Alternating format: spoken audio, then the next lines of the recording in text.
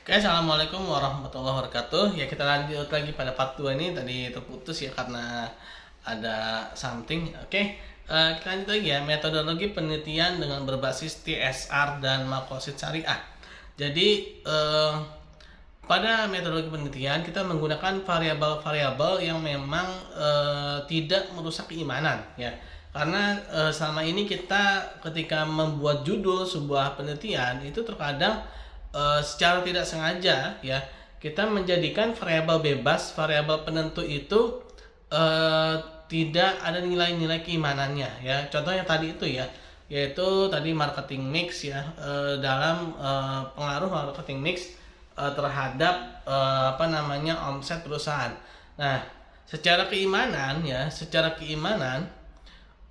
yang menjadikan tolok ukur omset ya, menjadikan tolok ukur pendapatan atau rezeki gitu ya. Itu bukanlah hasil dari kita sendiri, melainkan adanya nilai-nilai ketuhanan ya, nilai-nilai keimanan yang harus kita perhatikan ya, sehingga kita tidak bisa begitu saja mengatakan bahwa yang menjadi penentunya adalah contohnya tadi itu marketing mix itu ya. Nah, jadi dalam metodologi penelitian ya kita harus perhatikan bahwa adanya nilai-nilai ketuhanan dan juga melihat pada tolak ukurnya lagi pada makosid syariah, terutama makosid syariah yang dikemukakan oleh Imam Al-Ghazali ya, yaitu beliau adalah ulama salafus soleh yang telah memberikan konsep ya mengenai makosid syariah, yaitu 5 hal ya. Pertama, melindungi agama, melindungi akal ya, jiwa, terus harta dan keturunan dan harta ya. Nah, pada metodologi penelitian kita harus melihat ya apakah variabel-variabel yang kita masukkan itu dia bisa mencakup 5 hal itu ya, minimal bisa mencakup 5 hal itu, dan bagaimana dia terutama variabel itu tidak merusak keimanan ya, sehingga dia bisa merusak makosid yang pertama ya kan. Seharusnya segala sesuatu yang kita lakukan itu tidak merusak yang 5 itu, terutama yang pertama itu melindungi agama ya. Jangan sampai ada suatu metodologi penelitian dia menegasikan peran Tuhan atau peran Allah Subhanahu wa taala, sehingga penelitian itu menjadi kering dengan nilai-nilai ketuhanan, menjadi kering dengan nilai-nilai agama ya. Nah, dalam buku Pak Dr. Jani Suryadi ya, metodologi penelitian Islam ya, di situ beliau berusaha untuk menafsirkan apa yang dikatakan oleh gurunya Profesor Dr. Masadul Alam Chodori ya, yaitu dengan mengaitkan maqasid syariah ya, TSR dengan mengaitkan maqasid syariah. Saya mengambil dari beberapa saja ya, beberapa bagian saja, tidak semuanya ya. Yaitu pertama, beliau membuat suatu rumusan, yaitu bahwa ilmu pengetahuan itu harus sesuai dengan ilmu Allah Subhanahu wa taala ya. Nah, sehingga ilmu pengetahuan itu tidak kering ya, tidak kering ya.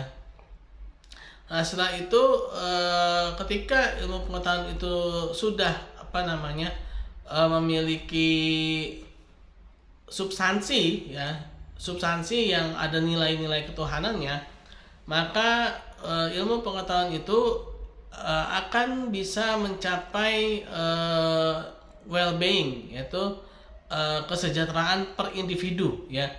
Jadi maqasid syariah dalam konsep bukunya Pak Dr. Jani Suryadi itu adalah well-being ya, yang mana well-being itu adalah maqasid syariah ya, maqasid syariah per individu ya, per individu. Memang sangat menarik ya. Kenapa sangat menarik? Karena ini sesuatu yang berbeda ya. Jadi kita tidak bisa dalam mengislamkan suatu ilmu ya, itu bukan hanya menghilangkan hal-hal yang tidak sesuai, tapi juga kita juga harus merombak ya, karena ilmu yang dibangun oleh ekonomi barat ya, atau ekonomi kapitalis ya, itu terkadang dia tidak sesuai ya dengan logika ilmu pengetahuan itu sendiri ya. Contoh dalam ilmu ekonomi itu ada namanya kurva indifference curve dan kurva budget constraint ya.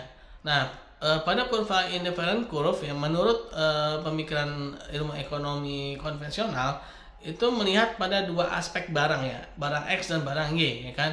Nah, dalam kehidupan secara nyata ya, manusia itu hidup bukan hanya berdasarkan pada dua barang saja, melainkan banyak ya, banyak barang yang kita butuhkan, barang dan jasa banyak yang kita butuhkan, sehingga teori tersebut sebenarnya tidak bisa mewakili apa yang ada di lapangan. Kenapa bisa kenapa kok bisa dipakai? Karena dia hanya berdasarkan pada asumsi ya.